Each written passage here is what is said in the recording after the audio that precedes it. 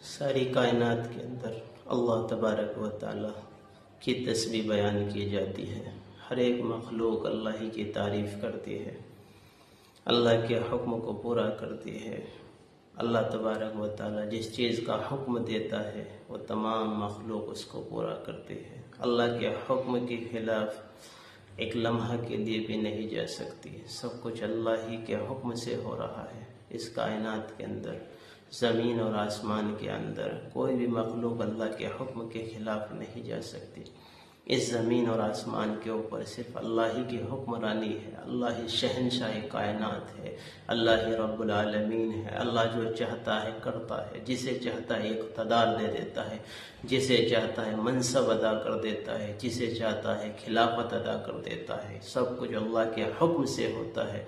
इस बात का यकीन अगर हमारे दिल में होगा तो अल्लाह हमारे साथ है।